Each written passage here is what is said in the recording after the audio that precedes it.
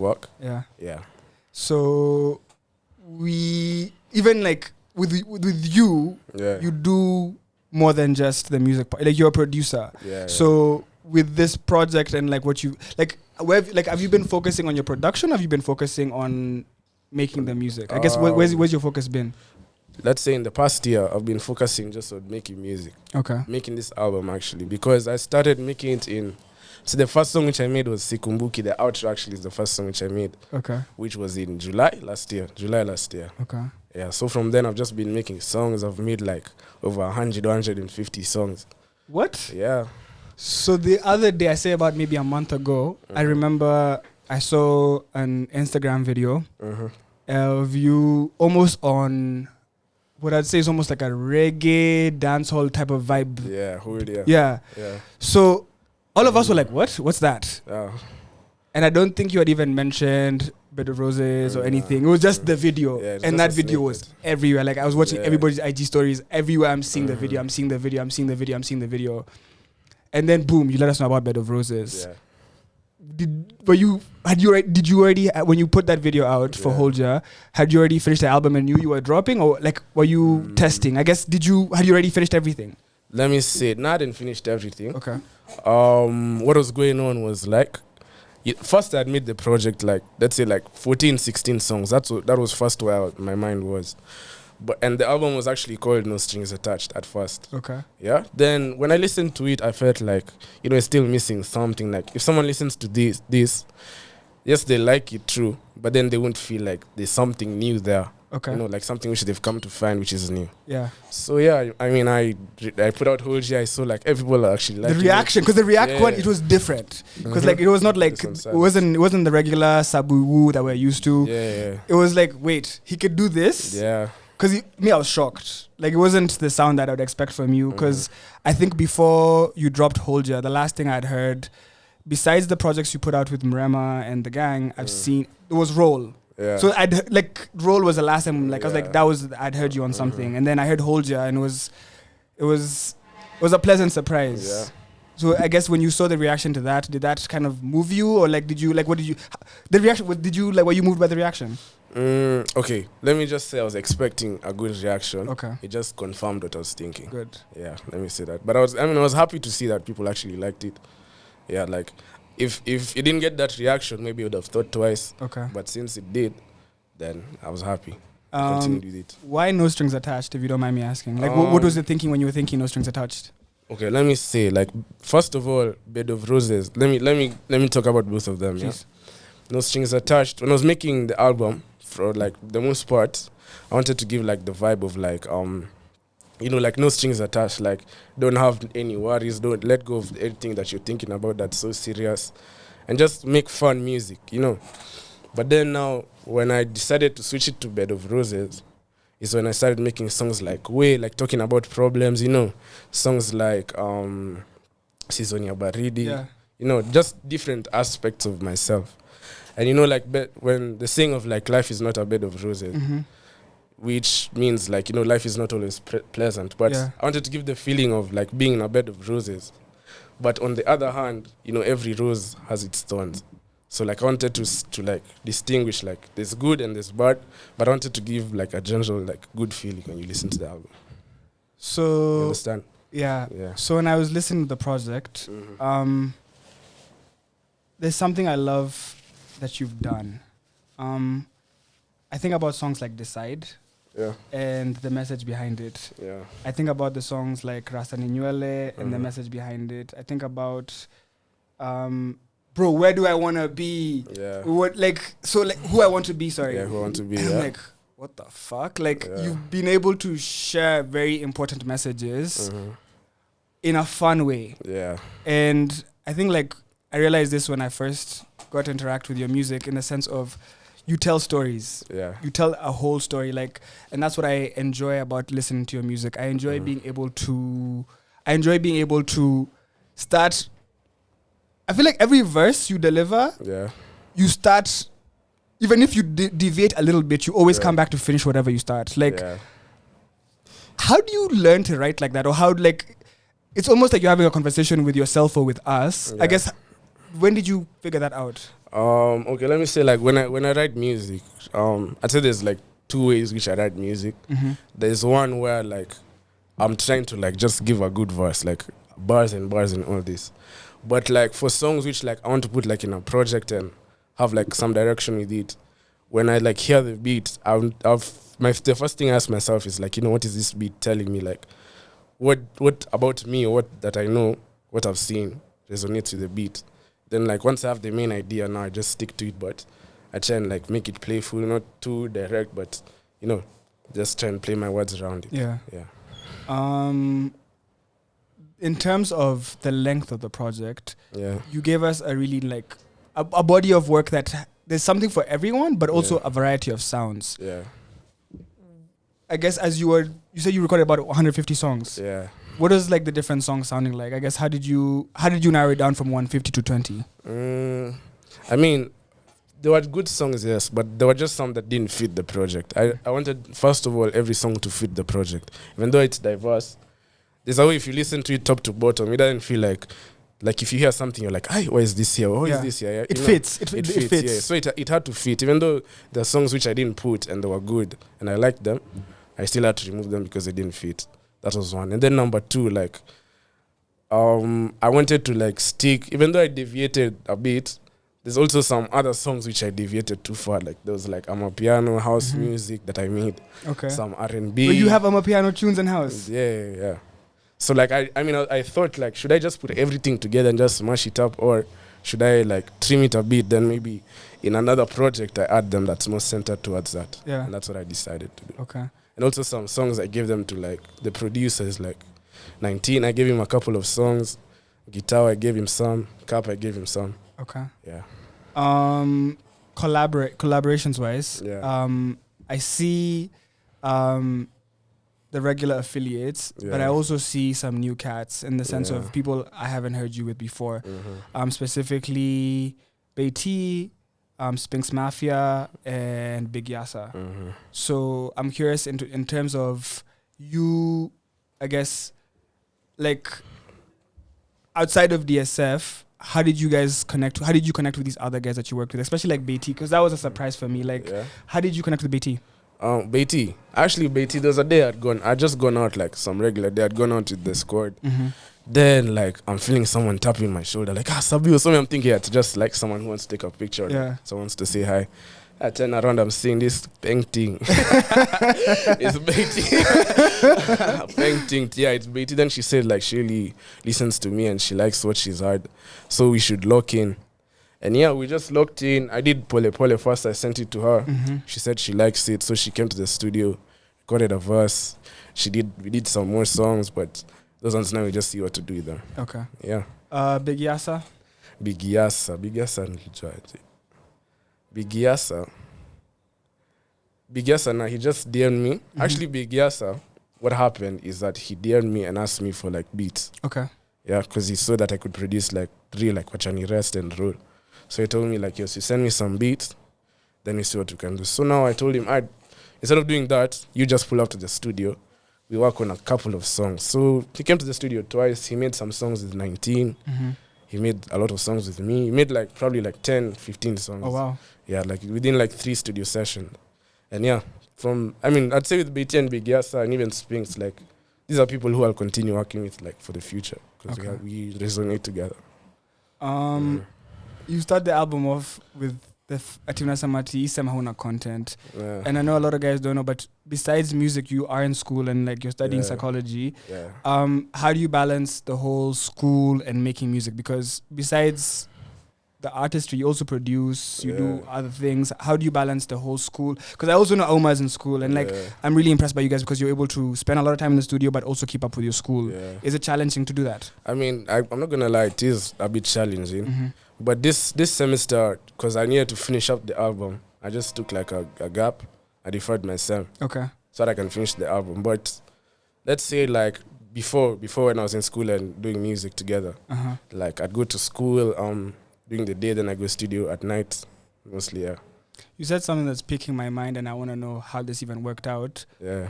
How do you tell mom or dad or whoever's up there. Yeah. I want to take a break for the SEM to work on my album. Is that even is that an easy conversation, No, or is that? I mean, I guess I don't know. I didn't tell them. I just.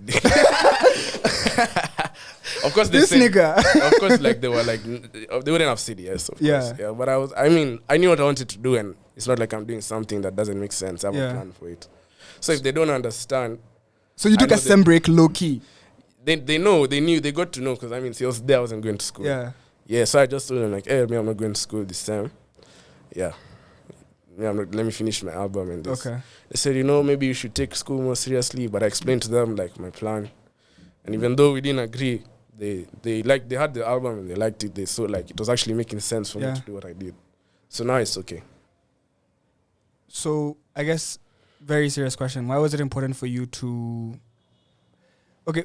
For you to say, okay, I need to take some time to do this album, it's because you probably, had you already envisioned the whole album, or were you like halfway through and you're like, okay, I need to finish, okay, or why was it like, let me take a break to focus on just this, like, because that's very intentional. Yeah, because first I was like, let's say we're done. I was like, let's say 12, 13 songs deep before this sem, and I just told myself like, yo, if I'm going to do this album at least like this year, like before it teaches me November, December, I need to like sit down every day, like at least make 1 song, 2 songs every day. Okay. At least make a beat, write down an idea or do something. And if I'm in school, even school, not just school, also like you go there, like after class, you trap, go to your friend's house, you sleep there for 2 days, you come back home on Monday, Monday you sleep the whole day, Tuesday in school again.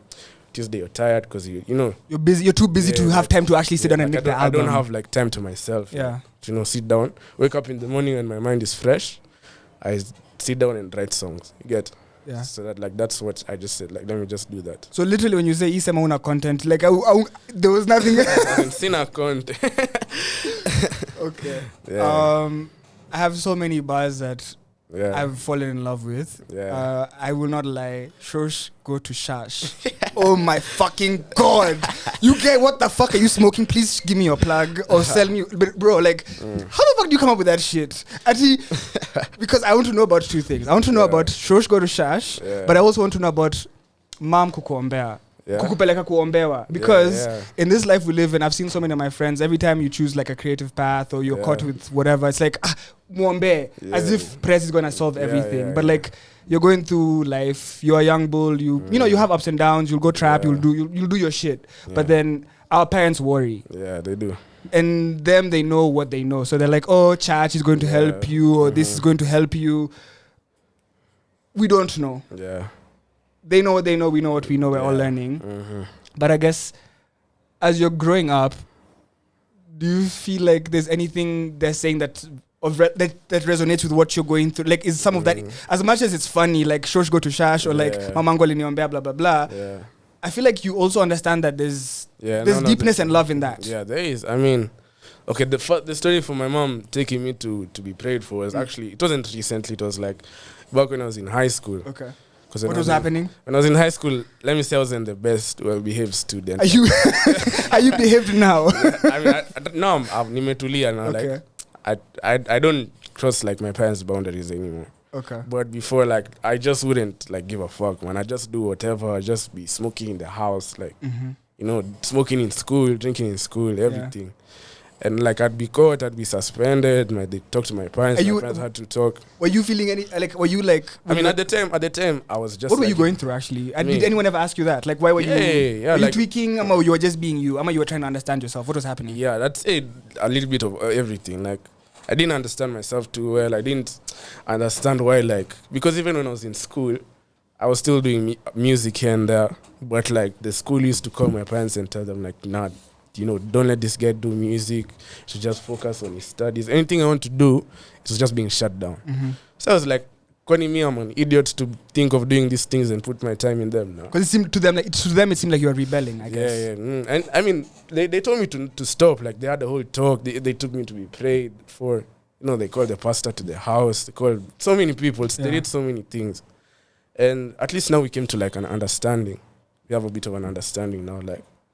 At least I feel like I understand the intentions better. Because at the time I thought, like, when they tell me don't make music, I think they're telling me like, you don't know what you're doing. You're just stupid. You're making music, you know. But what they actually meant was like, maybe education is a better path, just in their eyes. They weren't like thinking of me as like a They were stupid looking out person. from what they thought, I guess. Yeah. Me, I was thinking like they were like actively trying to kill my dream, you know. Okay. So like that's when I just said fuck it, like I'm gonna do what I want. Even ran away from home for a bit. Yeah. But anyway, like right now it's better now. Yeah. You said something. Is this your dream? Like, is this what you want to do forever, ever? Yeah. How did you figure that out? Okay. I've always liked music ever since I was like small kid. Mm-hmm. Yeah, like even my parents who got me into liking music, funny enough. How? My dad, my mom, they used to have like karaoke for like Michael Jackson songs. In the crib? Yeah, in the crib. And they're in the singing, car. you're singing, your siblings, everybody. Okay. My dad used to teach me like the lyrics of like Bob Marley songs when you go like places, when he takes me to like on a drive or something. Yeah. So yeah, from that like I just learned like, you know, this is how music is, how it makes you feel. And then my mom bought for me, when I was like 8-9 years, my mom bought for me like a small keyboard that I still have even today. Mm-hmm. Where like now I'd listen to those songs and I'd like try and like recreate the melody, the beat and all of that. And like I just fell in love with it. I started like trying to produce beats when I was still young, but it was too complex for me. Mm-hmm. So I never stopped until I learned how to do it. When did you get to the point where you were able to make beats that you liked enough to rap on or to sing on? Like, did it take and because a lot of people would love to learn how to produce, but then there's always obstacles and like shit that happens where like you stop. Yeah. But like for you, for someone who's listening who'd like to get that point, like how long did it take you before you're like, my beats I can at least rap on them, yeah. Okay, this is what happened off when I decided to take it like seriously. So this was back in like 2016 there, 2015, where this friend of mine who's a rapper is called Edwin. I don't know if you know him. Mlai. Yeah, Edwin for president. Yeah. So I mean we're in the same primary, and he'd follow me on IG, and I used to like try and write like some bars on my captions. Okay. For, like photos. I used to take photos at the time. Okay. So like I'd take a photo, then I write like a verse or something, a small 4-bar verse. Then you know he saw like, hey, this guy actually, what he's saying it makes sense. Maybe just needs to like learn how to put it into music and all that. So he took me to a show where Steph Capella was performing. Okay. Yeah. Then over there, like I met a producer. I forget his name, but I met a producer, and he told me like a beat. I asked him like how much. Me and Edwin asked him like, hey, how much does it cost to buy a beat? Then he told us something like 5Gs, 6Gs. But your time, you don't have that money. Of course. Yeah. So like, I was like, I ain't buying a beat for 5Gs. I think even Edwin got the same idea. So I went home. I tried to produce on my laptop. It was too complicated. Fruity Loops or what you started? Loops. Okay. Yeah, it was too complicated. So I downloaded this app on like my mom's tablet. It's called Caustic. Okay. It's just like a small app, but you can make full beats on it. Is it almost like GarageBand? Is it like an Android GarageBand? Something like that, yeah. Yeah, so now from like 2016 to 2018, now I just learned with that Caustic. Like I just learned how to arrange, how to like what music theory is, you know, how to make a melody, how to like arrange the drums and everything to do like trap beats and everything. Then the first song which I did was actually a beat from that Caustic. Okay. It's called Forget Not. It's even on my YouTube right now. Okay.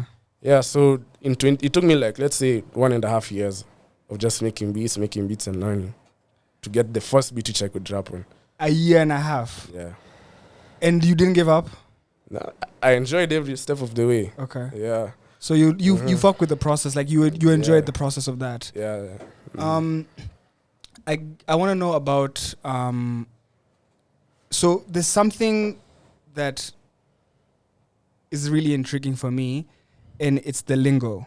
Yeah. And I don't know if the right word to use is the lingo, but it's the ability to merge Swa in English, because one of the biggest barriers we have in the Kenyan music industry is the classism. Yeah. In the sense of guys would be like, oh, that's uptown music. That's like rich kids music. It's rich kids music. Then there's Islando music. Yeah. So it's like the whole you can't be from the ghetto and be rapping in a certain way. Like, you know, when Calligraph was rapping in English, guys are like, you're from Kayole, why are you rapping like that? And then if you rap, like if Teo Tripper starts rapping in Swa or Shapaman's rapping in Swa, they're like, hey, you guys, what are you trying to do? You're trying to be like those guys. And there was always like I remember when New Nairobi, when the conversation about around New Nairobi was starting, guys were saying, we break down those walls because if Octopizzo can go work with Blinky Bill, that's what we need in the sense of being able to merge those worlds. So even I remember the first time I met you, I was asking you like, how comes your Swa so good? How comes you're able to do this? How comes you're able to? And you like explain to me like where you grew up and like you grew up speaking like this. But then when you now get to the point where now you're collabing with Big Yasa like Yasin, or you're collabing with like Spinks Mafia, and you're collabing with these guys from across, would say across the divide. That's what we fucking need, bro. Because that's what's going to get DSF. Like, imagine I was talking to someone the other day, was saying, imagine like we do like a show in Kibera or like a show out there in Madare. Like, imagine everybody, because it's. But I guess those boundaries, how for you, because you've lived in Islando and you've been all of that, it's easy. But like, do you see what I'm talking about in terms of the barriers and that crossing over? Yeah, I mean, I'd say it really is there. Like, that's one thing which like is like separating people from Kenya, because like people who listen to like someone rapping in Sheng, but they're from here, from Kilimani. Yeah. And they'll be like, I'm as in I say I like Kenya Nasema, they're trying to use Sheng to sound cool. Yeah. Yeah, and even me, I've been told that before. So like it's something that's there. But me, I think like if you just make music which is true to you and you're not forcing, and like even if you meet artists from wherever and you can vibe on just the music level, like, and create music that resonates with each other, then I think like it'll just take some time for people to accept. So there's the people, but then there's also the artists. So I want to know from you, because you're an artist and you get to interact with these artists.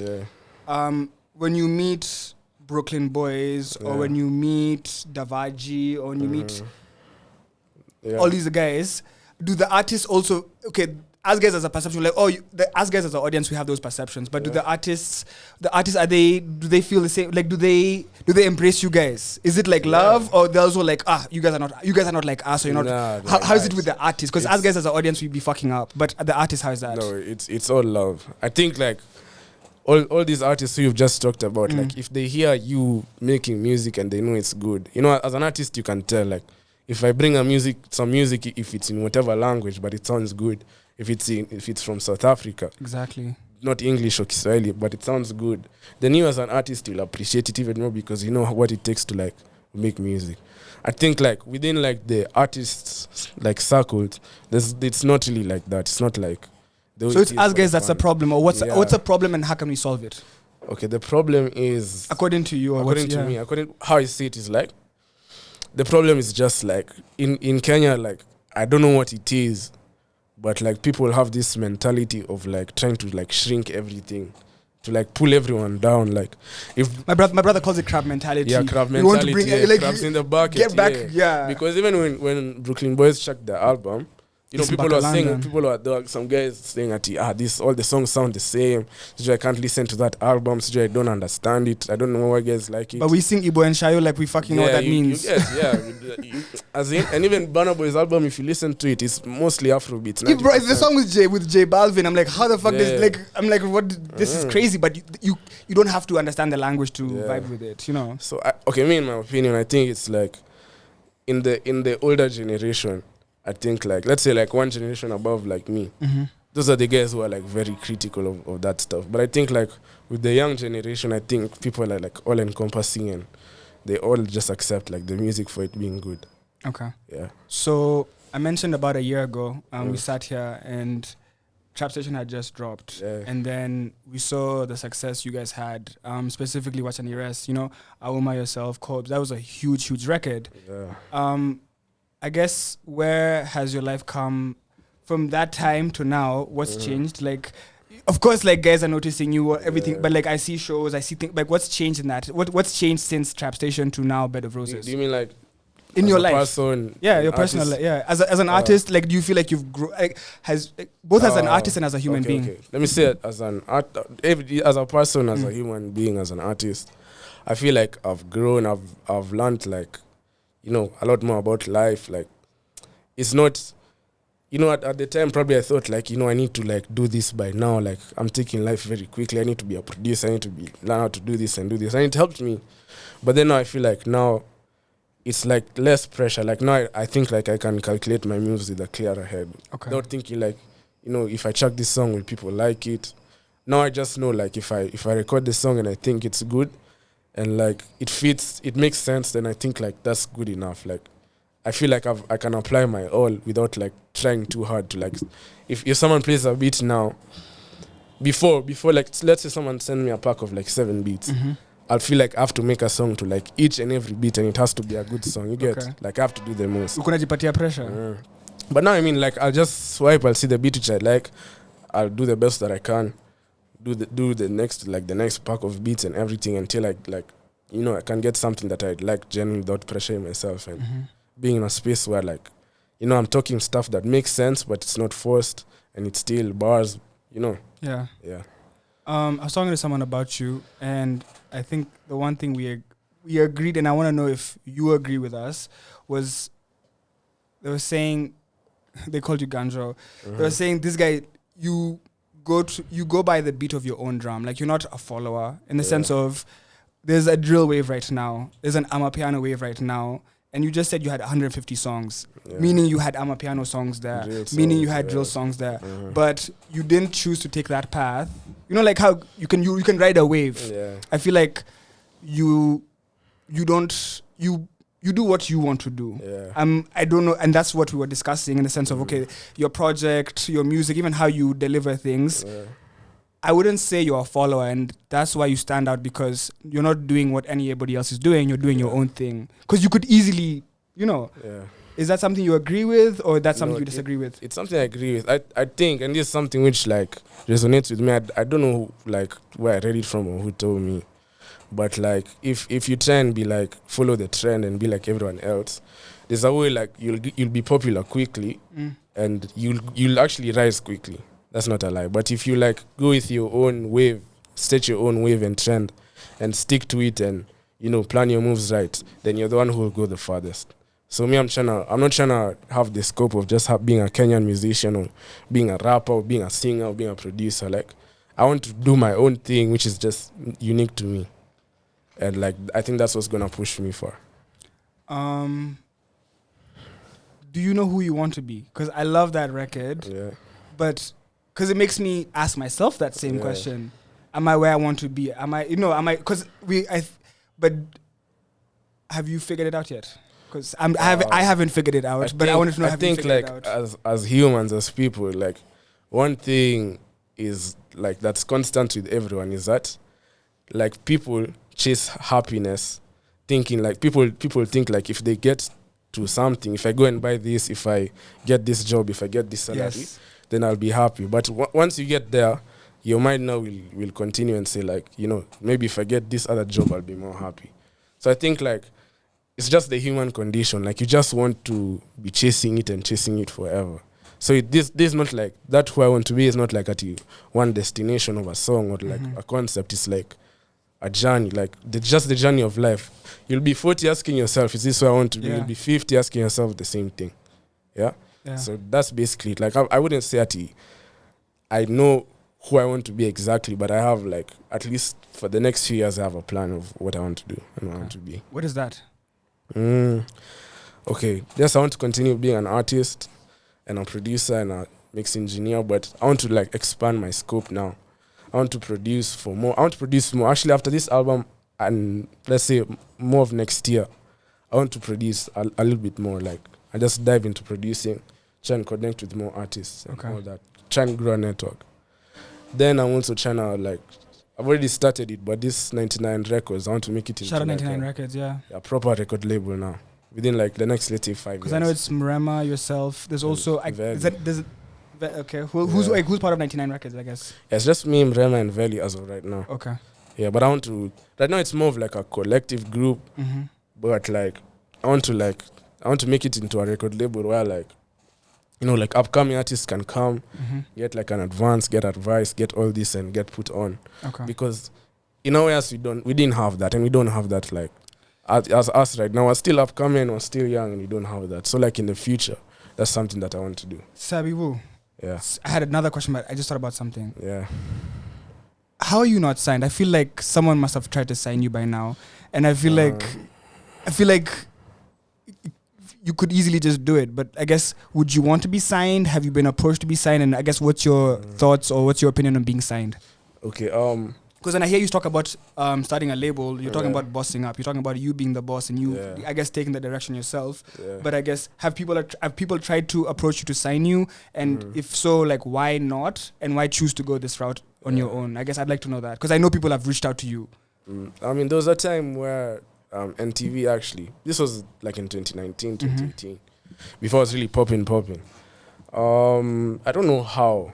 I think someone just heard me from YouTube or SoundCloud, and they DM'd me and told me to come to their offices, Apo Nation, Capital.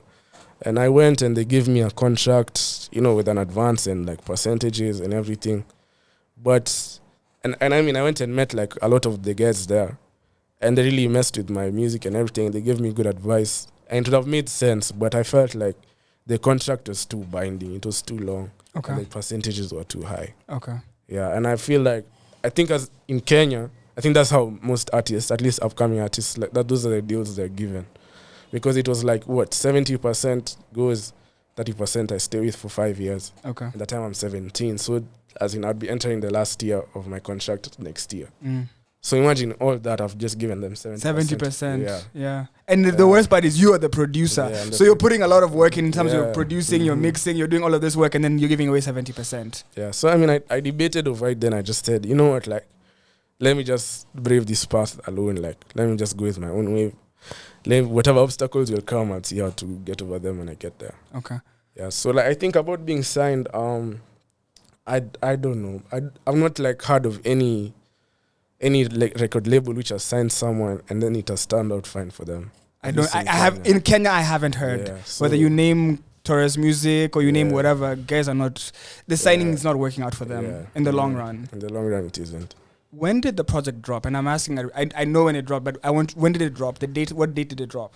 It dropped on 5th August, Friday. So I say that because there's a song I wish came out earlier, and I really fuck with the song because when I was listening to the project, it's the song that resonated the most with me because we were in an election cycle. Yeah. So every time I heard Decide, I was wondering, why didn't the song come out earlier? Yeah. Why didn't the song come out earlier? Why didn't the song come out earlier? Because the message behind it was so important and very timely for what we're going through as a country. That Decide song, my nigga, that was...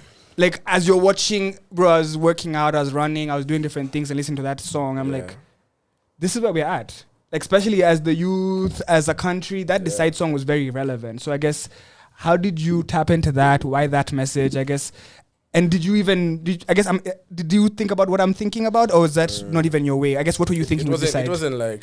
Because it sounds like a political song, but not very political. It's more just a conversation. But all of your music is conversation. But I guess the conversation needed to be happening. But I wish it happened slightly before elections. Because we got it on the 5th, so we didn't, it would have been really... That's the message the youth would have been, Actually, I didn't even think about it like that. I think it just... The thing with music is like, it's down to interpretation. So I guess with the situation that was happening at the time, I guess it resonated. But like... It was basically just like from a point of like, it's you who has like your future in your own hands and like you're the one who affects your future. No one else is going to come and like save you or anything. It's you who's going to make the decision to lift yourself up or put yourself down.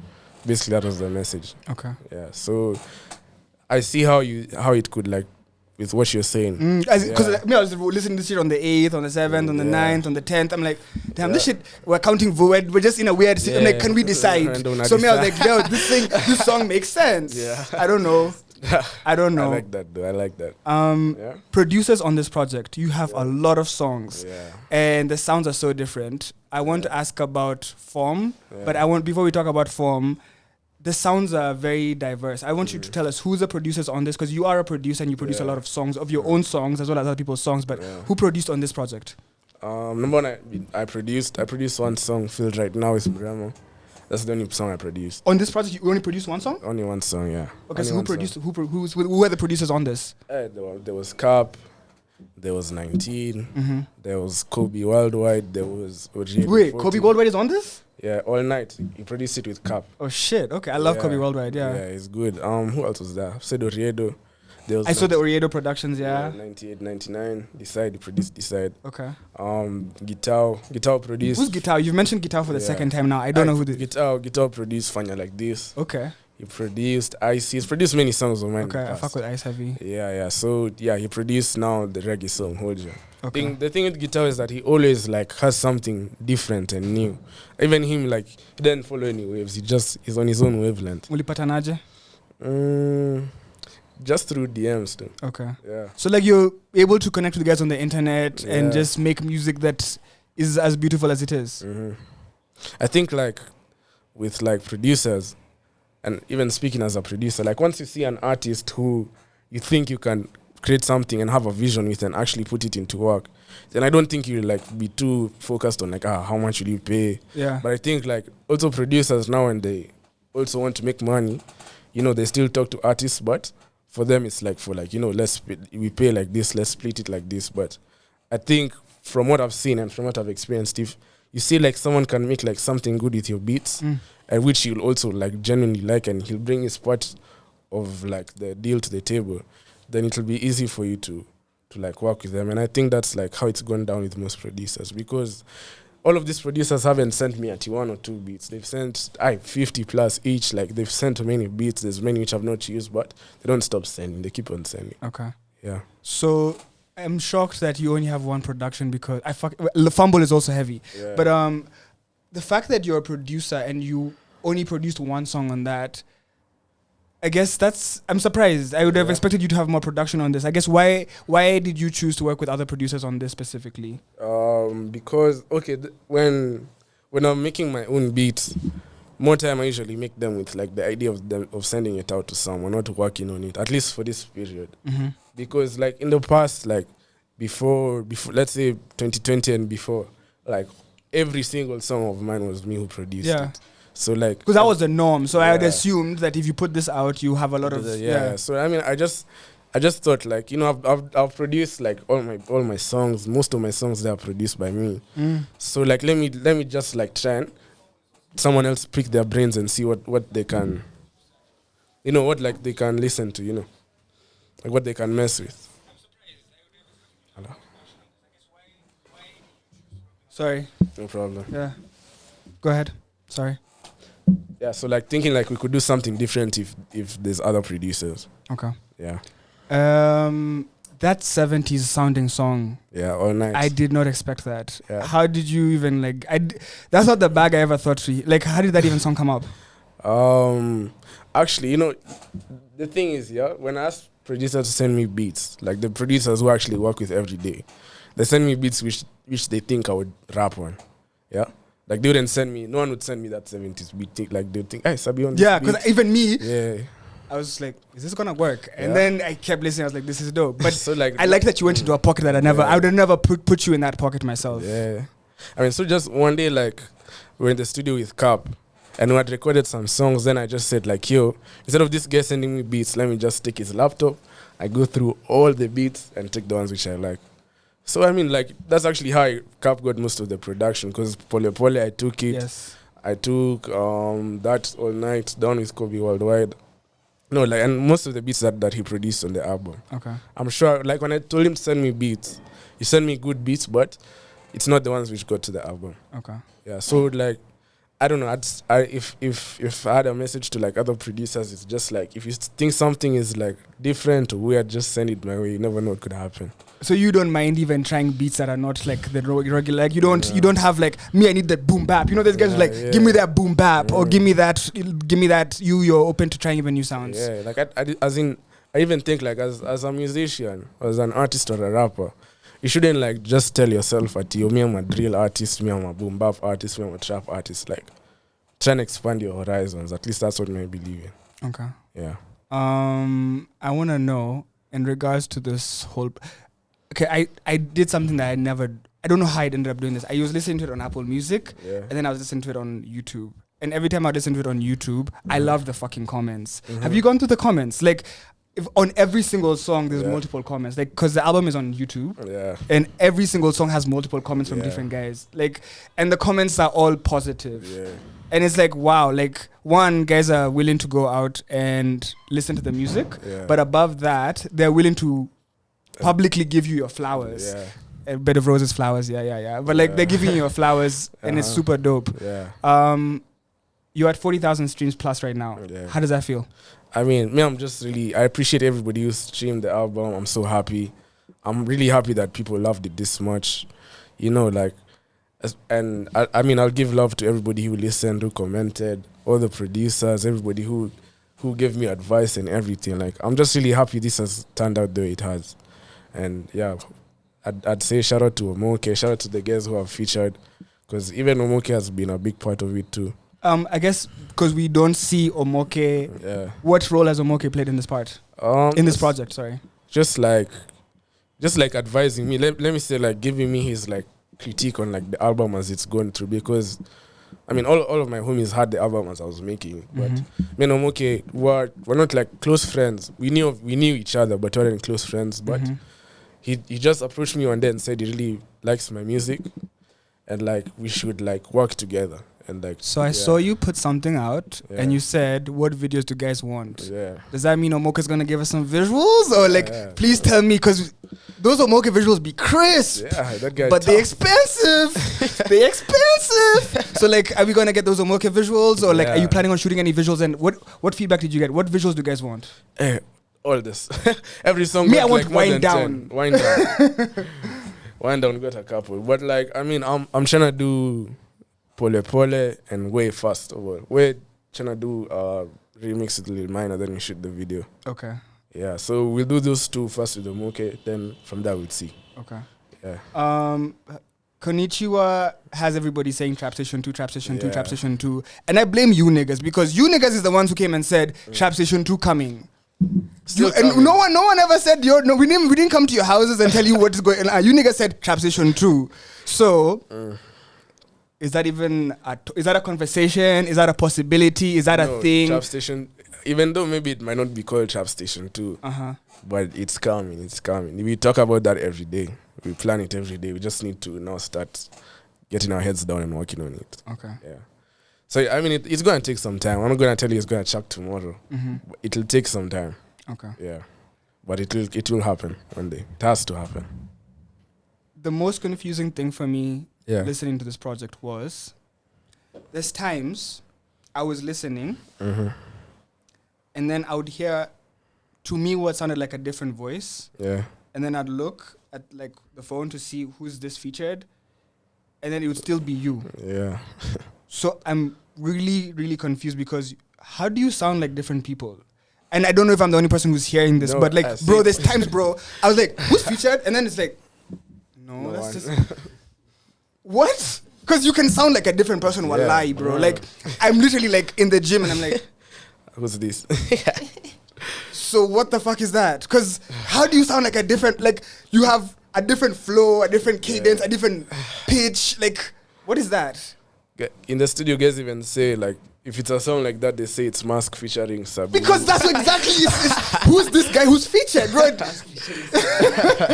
Mask featuring Sabi Wu. I mean, yeah, what like, is that? It's just like, let me say it, like when I'm making a song, you know, you can just keep the same flow and same energy, but because it's a switch up, it's like a complete switch up. I can even tell you the song, so I was writing down my notes. It was very, very distinct. Like, who is this person? And then it's like still you. So how do you do that? I mean, it's just a talent. Let me just say that, like, and it's not like I have one inspiration of music. Like, I have many. So like, if I had how to sing like Bob Marley, or how to rap like Lil Wayne or like Drake, like, I won't sound the same. It'll still sound like me in a way, but like the cadence might be a little bit different.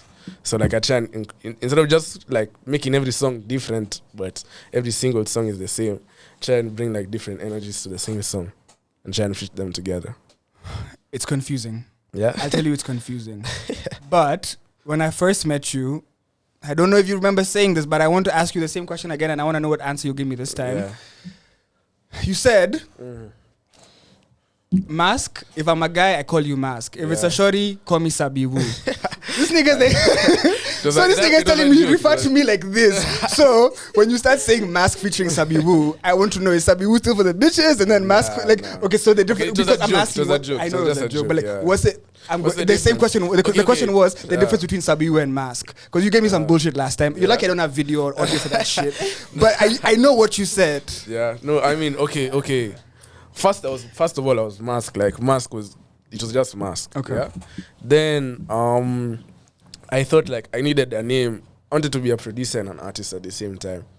But I thought instead of just being like one jumbled up together, I thought like I could have like two brands. Now Mask being the producer and Sabi Wu being the artist. So when I was like doing more production, like that's when you'd hear most people calling me Mask. But once I started hopping into like just rapping and doing production on the side, that's where you hear like guys calling me Sabi Wu more. Because on my music, it's written, all of it's written Sabi Wu now. Like there's no Mask anymore. Okay. But if I produce a beat, I'll send it out as a Mask. Okay. Yeah. So basically that's it. Is there two different email addresses? Yeah. Is that like a Mask at Gmail and then Sabi Wu, or is it the same? I mean, there's two, but I just use the Mask one just for... Okay. Yeah, just to keep it together. One of your friends was here last time. Uh-huh. I asked him about a bar. I asked him about Zani's on Undo. He's like, do you want a Zani? Chill. I'm good. I'm good. But he was litty, so I forgive him. But I want to know, there's a song and a bar you talk about the cops having the weed. This is Nairobi. Yeah. Talk about that. Like, okay, have you ever bought loud from a cop? Is that a real thing? Let me not talk about cops. There's too many stories. Maybe that I can tell you off the radio. Okay, because I was like, shit, no, Sanse Wakona, what? So I was a bit confused. So it's not just weed, it's a lot of things. Okay. It's a lot of deeper things. Okay. Okay, clearly, there's a lot we don't know. But, Bed of Roses, how do you're talking about remixes. Yeah. So like you're still, I guess, what's your plan for pushing this project? And what do you want to achieve with it? Because it's a big body of work. And the only person I can say has put together a cohesive body of work this big that fits and flows is Boutros. When he put out 6 Views mixtape. That's actually one of my That's the only tape that's so long I can listen to the whole thing. Yeah. You know, like...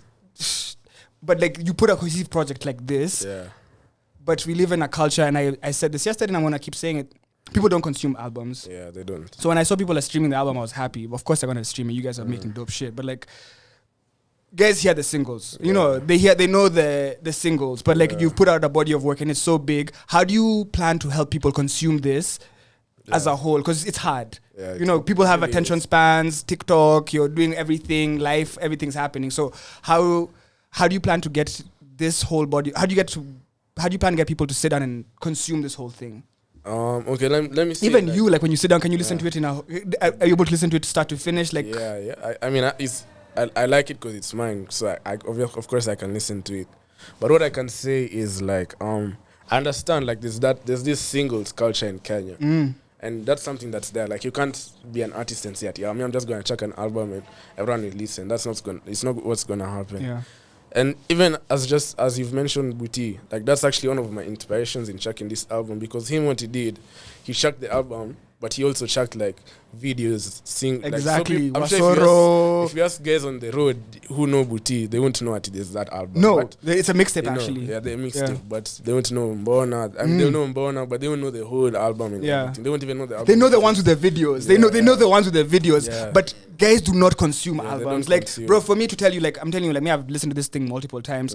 There's very few people, even I talk to guys, they don't, I was talking to Corinne today, it's like, yo, check out this project. Like, guys don't listen to projects. They listen to one song, 2 songs, maybe. Guys know Missy Wezi. My mom knows Mastingo and Missy Wezi. If you tell her about, like, when I rap, she doesn't know what the fuck that is. But, like, how do we get guys to consume projects? No, that's as an artist, do you care about that? I mean, because you put out whole thing. I think like the people who really like your music, like the people who support you fully, those are the guys you make the album for. Okay. Those are the guys you make the album for. But then, like there's those fans who are like close inner circle fans who, when you drop an album, they listen to it start to finish. And there's many of them. You can't say that it's just a few people who've listened to the album. There's been many of them. But on the other hand, the majority of the people just listen to like one single song. They just know one song. They don't know an album.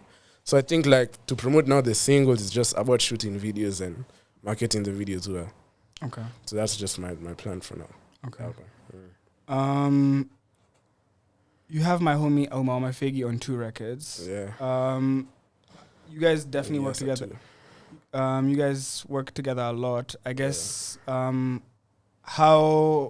did you guys? I guess. How did you pick these 2 songs? I want to ask him a few questions, but like, why did you choose these 2 songs that feature him? The first song we made was What They Say. Actually, that was the first song we made. Then me and Omar spend actually a lot of time together. More time, like more than most DSF. It's usually just me and Omar. In the studio, it's mostly me, Omar, and 19. Everyone else comes and goes, but more time it's been, at least for the past 3 months, it's been like that. Okay. So I mean, we've made many songs. After we made What They Say, one day we just made this wind down song. And you can hear that song. It's good. It's it's amazing. So many say, hey, there's no way I'm not putting this on my album. Sorry, 19. Sorry, woman. But this is my song. So it was actually just so good that I decided to just put it in. Doesn't matter about if there's 2 features or not. It's just a good song. Bro. Song recorded before that. There was a track, one of the tracks that didn't make the album. Oh yeah. It was called what? Kesi Badai. Yeah, Kesi Badai. Yeah. Yeah. I think that was the first one. That was How the did you do first it one. after What They Say? I think it was before. I think that was the first one. Yeah. Just didn't make the album. Trust. Trust. Omar, how you doing? Man, I'm chilling, bro. How are you? Ukoaje? Niko fit. Siku mingi. Abana, wenda umepotea. I think I owe you definitely an apology. We didn't sit down after Raha. So Yeah, I was shocked. I owe you that one. I've been all over the motherfucking place, mentally, emotionally, but I listen and I'm aware. I don't know. I don't even know how that passed me, but apologies and big up on that one. Thank you, bro. Bless up. Man. How's life treating you? I know school, I know life. It's tough. Your it's tweets tough. sometimes be scaring me. Bruh, I be worried about you. Like, you're lucky I don't have your number. Me, I'd be calling you like, are you okay? like that's why I'm asking you, like, on G, like, are you good? I'm good. I worry about you for real. Like, no Bless homo, but like, I care about you niggas. And I just hope you're good mentally, Hey, bro, emotionally, everywhere. I won't even lie, bro. You're not the first person to ask me about my tweets. But I'm good, bro. Like, my homies usually get so worried, man. Yeah, I worry genuinely. Yeah, but now, I mean, it's all fun and games sometimes. Okay. But other than that, bro, life is good. You know, Big Homie just dropped a project.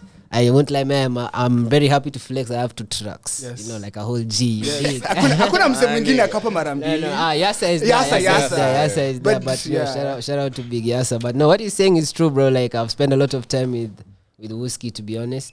I've watched the growth. And I always say this, me and my homie's biggest fans, man. So when you guys are spending time together, I know it's music, but like these are your brothers. Like you guys are, so like I guess even if it wasn't about music, you guys would be fucking with each other. But like how comes you guys connect so well?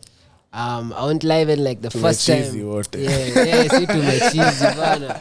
Tumechizi, that's for ridiculous guys. Like there's some things, yani just me and Sabi Wu have seen that if we can't even explain that story, bro. You know what I'm saying? Like no one's gonna believe you? Yeah, no one's gonna believe you. You have to be there, you feel me? Yeah. But yeah, I feel like I resonated with Whiskey, like with Mask. But you know, like from the first time we met, like from when we did Fanya like this way back, like 2020, bro. Like, man, I just knew Ujama Mejanzaruka, you know, is Amjanja also this one. And I also really enjoyed his music, you know. Yeah. And yeah, he's skilled. He also saw even me, I'm skilled. So, and bro, us were homies for days, you know. Like, I feel like I resonate more. Not like I don't love the rest of my brothers. I love you guys, by the way. But like, you know, I resonate more with Sabi Wu. Because like, I mean, Sia's are like something that you'd probably know actually in primary together, man. For real? Yeah. Damn. So you guys have been Wooskies for a while? I mean, not for, like, I knew, like, we've known each other. We've known of each other. But like, we haven't, like, we didn't get a chance to interact properly way back. Someone was in a higher class than me. Yeah. But you guys have several songs together. Yeah. Do you have a favorite that you guys like? Do you have a favorite of that you guys have together? Like, what's your favorite that you guys have together?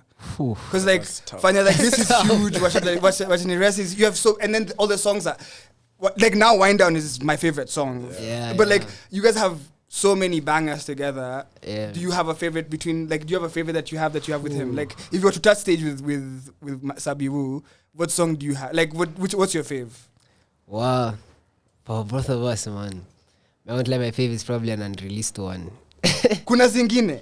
Hey, Buddha, Oops. Kuna zingine. mingi, Bro, kuna mingi. kibao. Yeah. But as for now, bro, my favorite track is Wind Down. Because as you said, bro, it's different. You know what I'm saying? Like, I mean, it's, it's Afrobeat, something that I know you, like, you've been waiting to hear me on Afrobeat for time. I've been waiting to hear you on anything, bro. Like, because honestly, Auma, you have a voice like nobody else. Yeah, and you see when you're different, you're different. So it's like, I want to shake you and be like, yo, let's go to the studio. I want to come to your house and take you to the studio. Because like producers, I told you, like producers hit me up to want to work with you. People want to work with you. So it's like, but it also like, it's your journey, it's your sound, it's your gift. So it's like, it has to be your pace. It has to be what you want for you. As much as the world and everybody can have expectations, it has to be what do you want. Yeah. So like, I'm curious, like, how is, like, I guess like I wanted to hear you on so many things. So to hear you on this is dope. But like, did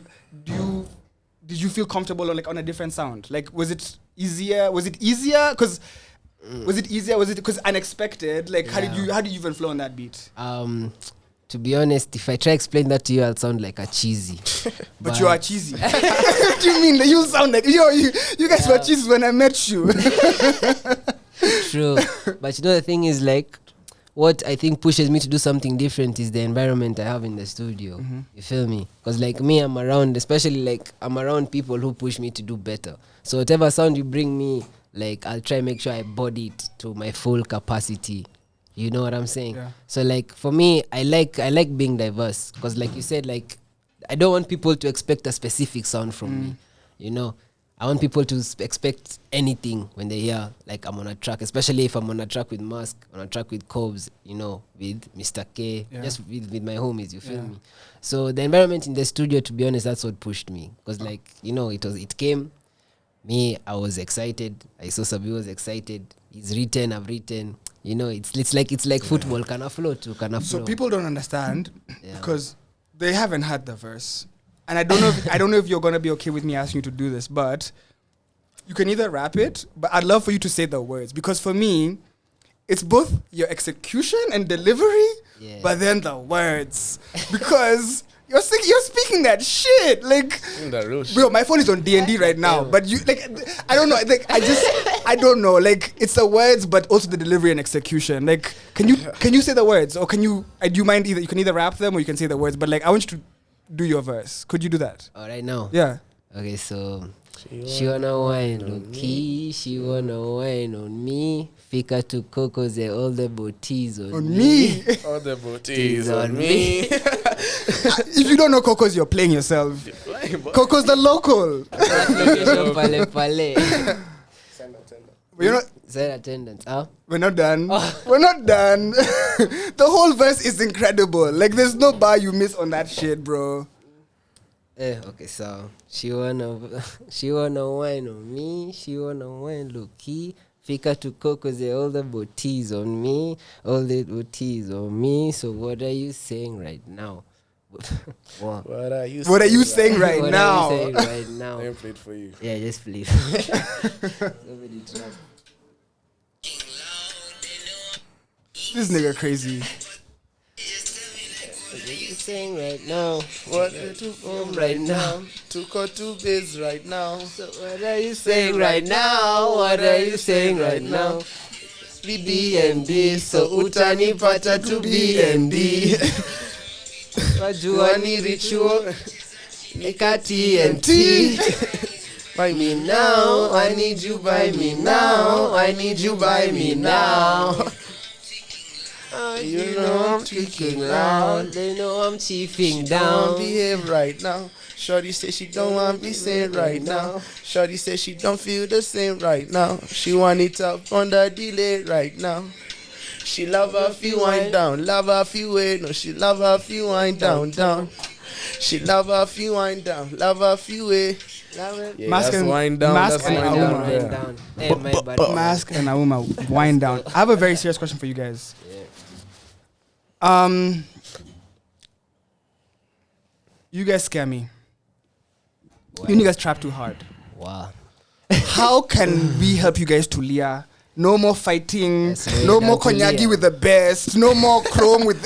You niggas move too mad. Like, but like, how do we?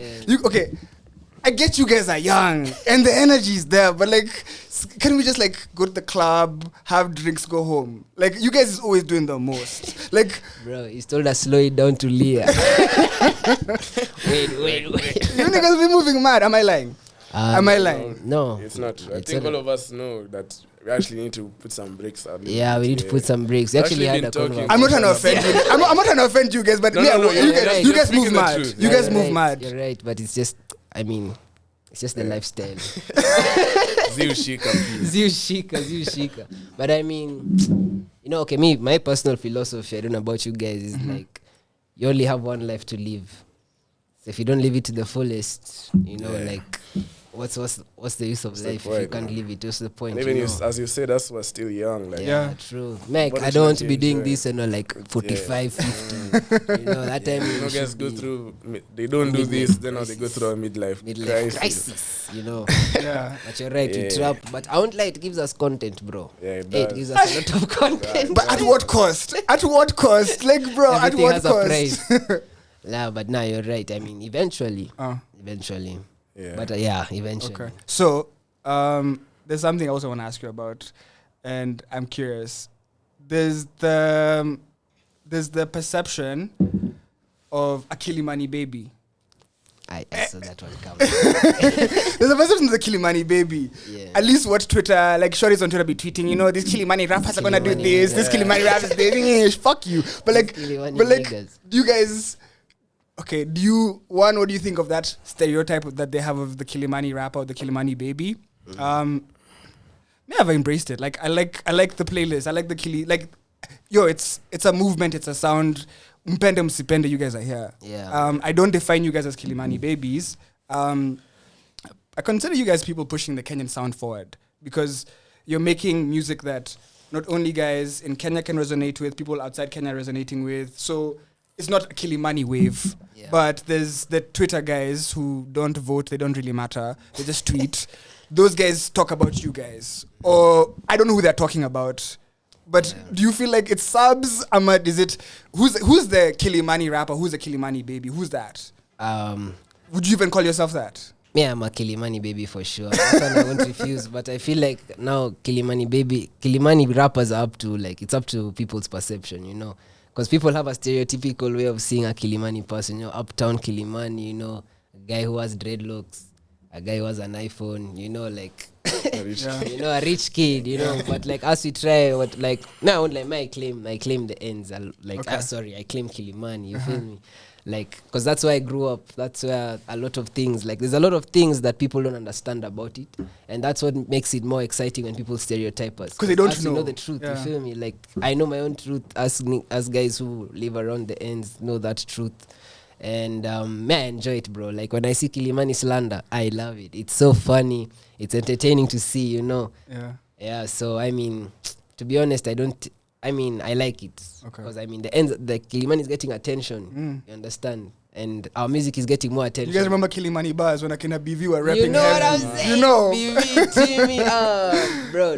Those guys are rapping the ends. And like me, I'm happy. Because, you know, guys are happy to claim Kibera. Guys are happy to claim Mada, whatever your hood is. But why is it weird to be like, I'm from Kilimani? You know, why? and that, exactly, it shouldn't be weird. But I just like I want them to get the content from Kilimani, you know. Because there's a lot of things people don't know about it. And it's up to us now to also take the baton from Akina Timmy. And also, you know, try and push this type of wave. Because they started it, you know. And you know, the guys who are your age resonate with what you guys are saying. Exactly. You see, it's what, if you come telling them other stuff, they won't get it. They won't get it, you know. They won't get it.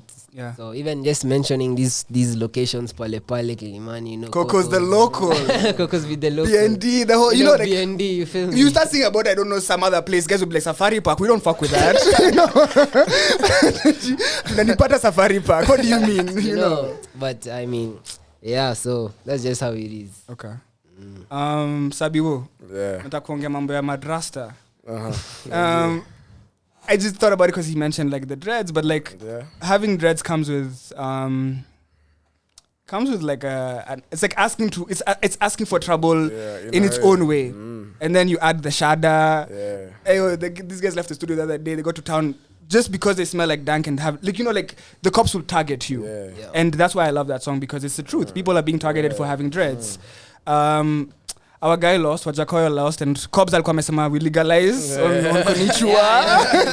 But Wajakoya, screaming Wajakoya till they legalize. But like, one, we're smoking bangi. Mpende msipende. Two, you guys have dreadies.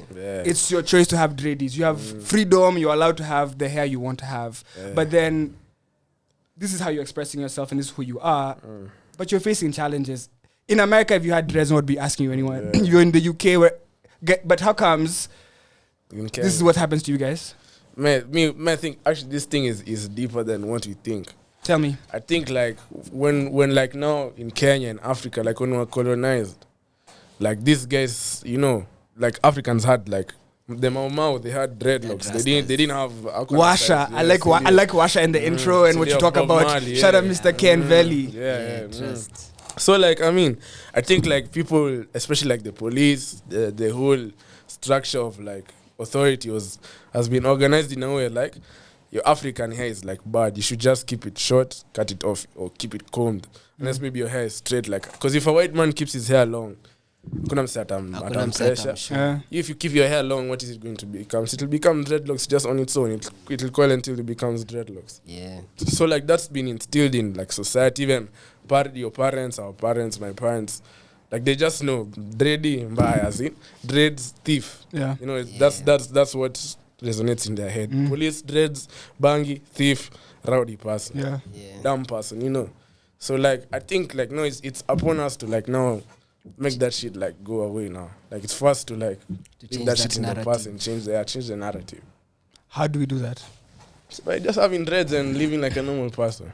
Because you can have dreads and have a job. You can have dreads and have a family. You can have dreads, but then guys, I don't know. Like that perception is really negative, and I don't know how we can. It's even stigma to the point where like guys, I know guys who have to cut the dreads because of jobs, or you're told to cut dreads because of different things. So it's like school. I mean, there's so many unis you can't go to. Strathmore, just say the name.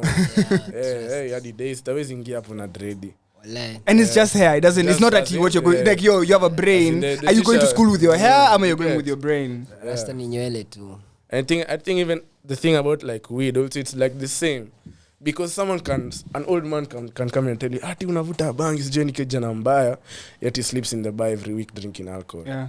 You get so like poisoning. It's the same shit. Yeah, like as in you go smoke your weed, chill at home, watch a movie.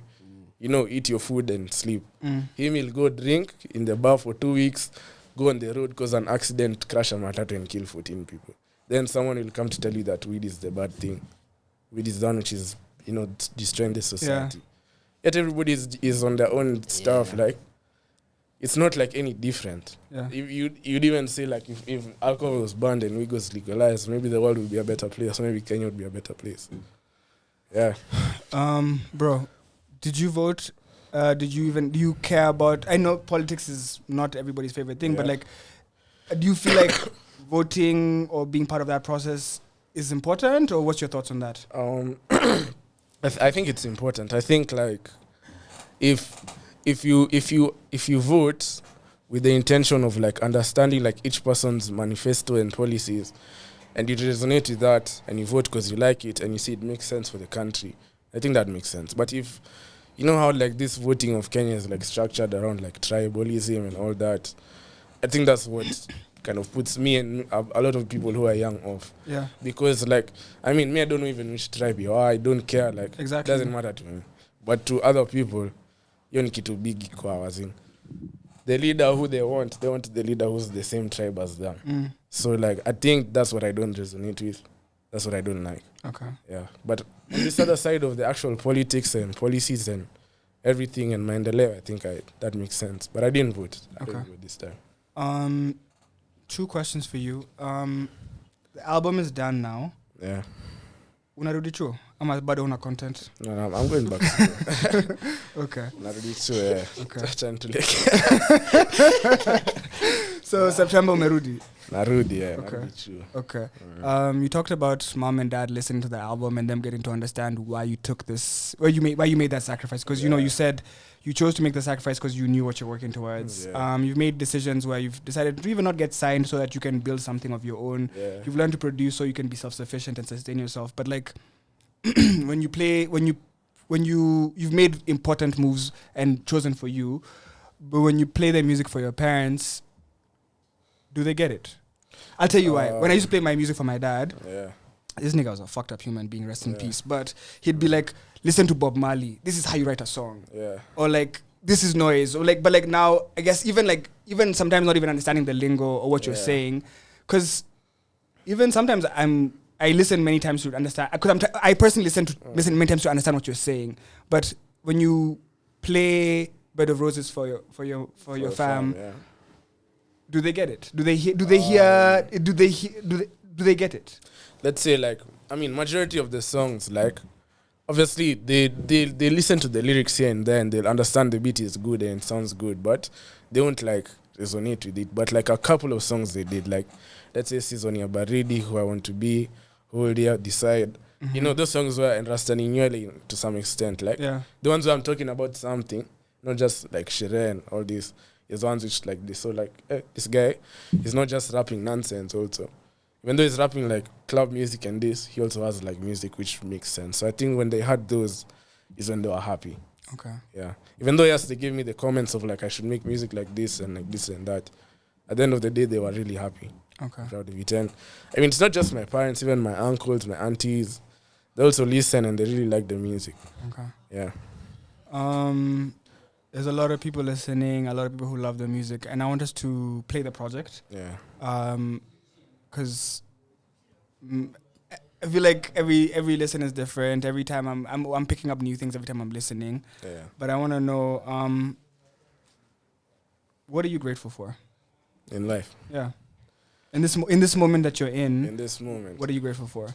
I mean, I'm grateful like for the first thing, like the first and foremost is that I'm grateful for my family and my friends. Mm-hmm.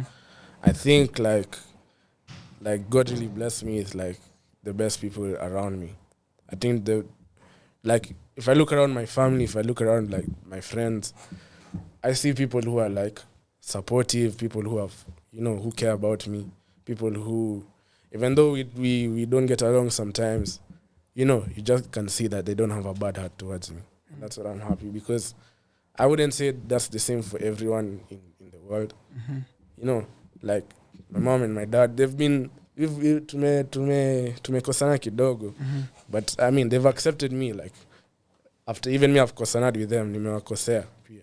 They've accepted me. My bros, they help me out where they can. My homies, they all show me love. So that's one thing I'm always gonna be grateful for. I have a question here from someone. They're asking about you working with female artists. There's only one female feature on the project, that one with Beatty. Yeah. And I didn't even think about this. I guess I'd love to hear like you work with more females. Is there females you like to work with? Actually, I was supposed to get on the album with. There's a song we're supposed to do with Njeri and Ruguru, but it just didn't work out because Njeri had to travel. Yeah. Yeah, so I mean I'm down. I don't have like any discrimination or anything. Okay. It's just that I don't know that many female artists as much as like male artists. Okay. Yeah. So we're gonna go ahead and play Bed of Roses. And we'll be back. But thank you so much for coming through. Thank you so much for the project and for challenging yourself. I'm really happy to hear the different sounds. Like when you put a song like Hold Ya, or when you make a song like Who I Wanna Be, or when you like even the intro. Yeah. It was confusing initially, but then when I listened to the whole project, it made sense. Mm-hmm. I remember to this day I still listen to Gone Clear and Pesa Huisha like as like national anthems, because the words relate with me in the sense of I feel goosebumps, I feel emotion when I listen to that shit, because it's real. It's real as fuck. And your music is unique in the way you tell stories. I don't know many artists who are able to tell stories in a way that's serious, funny, and you finish the stories you're talking about. Yeah. And I think that I can't wait to see where you keep taking it, because this is like only the beginning. So imagine where you'll be in 5 to 10 years. Yeah. So my favorite thing to say is don't give up. Like, it's genuinely, like, we all are going through life right now, and it's fucked up. It's hard. But literally, you just can't give up, because it gets better, but it not immediately. Yeah. But I'm sure you had challenges making this album. Yeah. Would you say to an artist who wants even to make that first album, you know, like who's they have the dream, they have the drive, they have the want, but they don't even know how to get to that point, because you've gotten to a point where a lot of people would want to be, and genuinely you guys have made it. Like, you guys can say you've made it, in the sense so you guys are not upcoming artists. You guys are artists. You guys make music, and you make music that people resonate with and love. Like, don't ever call yourself upcoming again. Not around me, because you niggas have made it. When I say DSF, I tell niggas, yo, this is real shit here, you know. So I guess, what do you say to the guys who want to get to where you're at? Because you guys have made it, both of you, as we end. Me, what I'd say is, like, it's kind of reiterating what you're saying. Like, it's gonna be tough. You're gonna doubt yourself. People are gonna doubt you. And there'll be all that, like, mud, but you just have to cross that and get to the end and believe in yourself, believe in your own craft and your own intelligence and your own talent, and just go and put forward what you can, do your best, and let the rest speak for itself. Yeah. That's all I can say. Basically the same thing. Me, I'd say, like, stay consistent and don't doubt yourself, because a lot of people around, like, people are going to doubt you, you know. Like Sabi Wu said, it's going to be tough, and it can only be tough before it gets easier, you know. So jiamini tu na ujitambue. Like, if you don't think you're the beefest rapper, no one else will think you're the beefest rapper. So you have to have your, you know, you have to have your stuff together. Like, I know I'm good, so doesn't matter what people say. So we're gonna start off with What They Say, featuring Omar Mafegi off the project Bed of Roses. But we're going to play the whole project, so stay tuned. Please stay tuned. We're going to play you guys the project, and then keep going. So congratulations, guys. Thank you.